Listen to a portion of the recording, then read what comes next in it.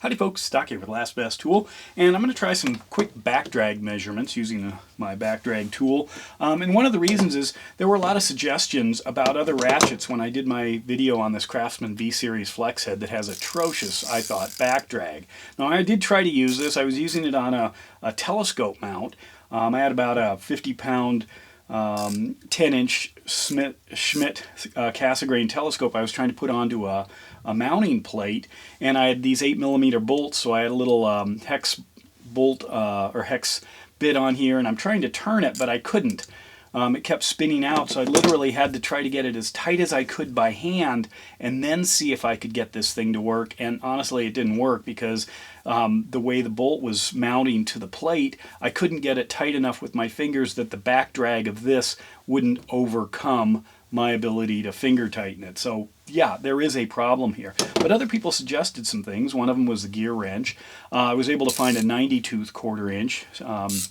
And then also the Craftsman overdrive. People were saying this is great. They call it a 180 tooth. Here's the hang tags for both of them.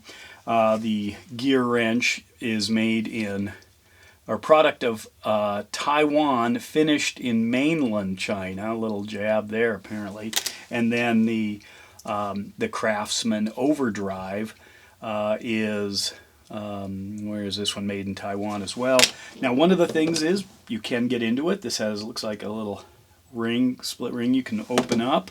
A couple of screws here. All the rest of these have screws you can get into somehow.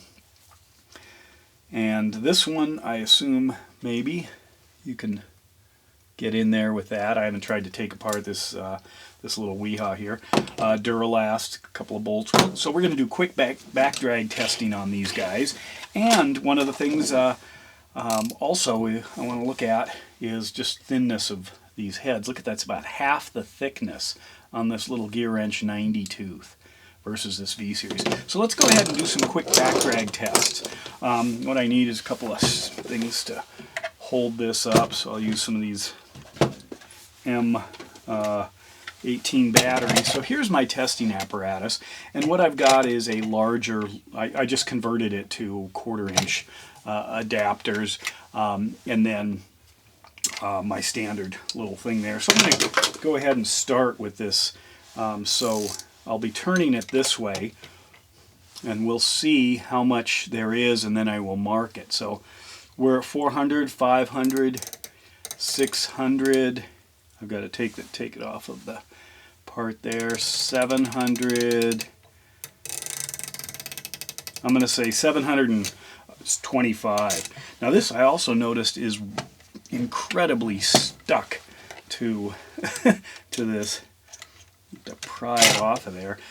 So I'm going to stick a little tab on here on the handle and write 725. There we go. So that's what that one is. Let's try the gear wrench here. So I'll put this guy on and start winding. Come on.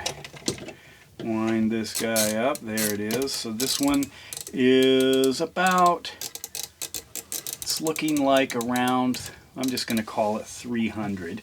300 is not a lot, but it's certainly a little bit more. Whoops. Go ahead and mark this guy here so you can see. Here's 300. Get that out there. Okay, let's try the the Craftsman 180 tooth overdrive. So we'll wind that up. There we go. What are we doing here? So there's 300. This is 400. I'm going to call that an even 400 on this. Throw that on. Then I'll line all these up so you can remember. Here's a Koken. Bet you're wondering how that'll fare. Okay, look at that. This is 0, 100, 200, all the way up to 1,000. So if I line that up, this is pretty much right on 100. So I'll throw that on. Call that 100. Let's try a snap-on.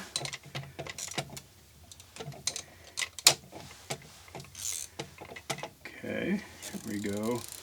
What is this one? This is, it's hanging on pretty much right at 200. I'll call it, it's actually, I'm going to call it 175 because it never actually reached 200. Pop that off. Throw that on the, I guess I can do it up there. So 175 on this snap-on. Whoops, ran it the wrong way. Let's try this. Here is a channel lock.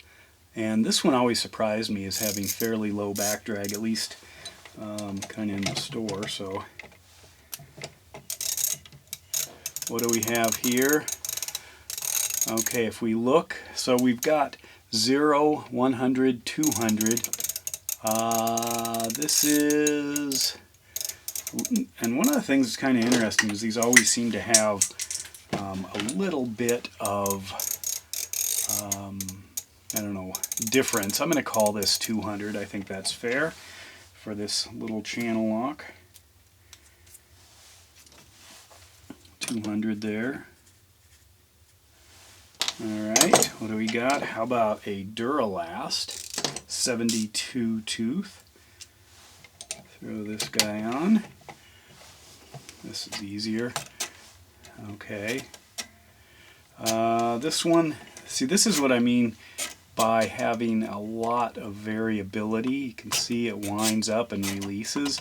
I'm going to call this, if I get it spinning here, it goes from 250. I go slow to 350 to 4. I'll call it 300. I think that's being generous. But what I'm up against is it's not exactly smooth inside. And it jumps up to 400, but it also bops down to 250. So I'll go 300 generous on that one. How about an old school snap-on 36 tooth? We'll just put this one on here. This is why I got rid of all my snap-on 36 teeth. This one's been serviced several times. Look at that. That is about 700 there. Crazy, huh? That's a lot. 700. Let's do the Weehaw here.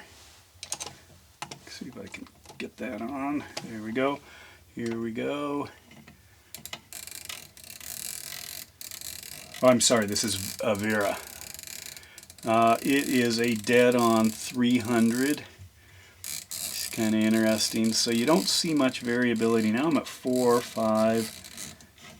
Try that again. Kind of climbs up. That's weird. Wonder why. That's, I don't understand that. There's 300. I'm going to call it 3. Because that does seem to be where it hangs out, at least for a while. And then it seems to change, I'm not sure. 300. Okay. Last two.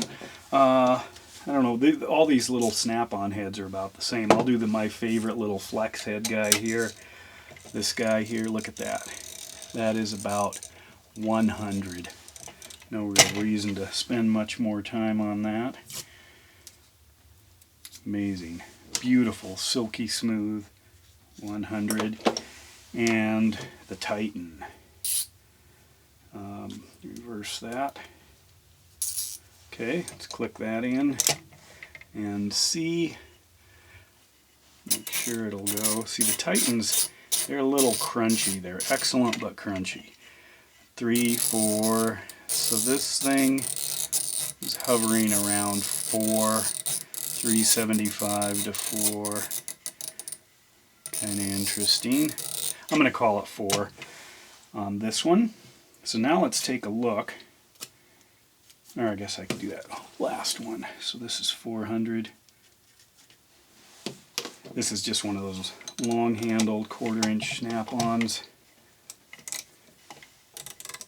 This is around, it's kind of hard to do here. This is 300. Just to clean up all my stuff. So now let's see what we're working with. Now these numbers might not actually mean anything as a number, but they are relative. So what do we have? We've got a 700 out here. Maybe I'll go backwards. So there's a 300, 300, 200 with the channel lock, 400 with that Craftsman, another 300 with the Vera, 100 with the Koken way back there, gear wrench, another 300. That seems to be pretty normal. 175 for this newer snap-on. 725. Whoops, that goes back here. 725 for this guy, so it definitely is out there. There's a 400. Here's a 100. So the Koken and that little snap-on actually tied. And then there's a 700 on this old 36. Probably in need of some serious work. So this one definitely is the highest back drag. Pretty much twice what the Duralast, this older snap-on here that probably needs some TLC, this gear wrench, the Vera, and then it's, I mean, think about it, it's like 7 times what this little guy is right here, or the Koken, twice, you know, 3 or 3.5 times what this channel lock is, twice, well, not quite twice what the Titan is. So this, there it is. I think it's pretty bad. That's my my take on this guy. And with that, Doc out.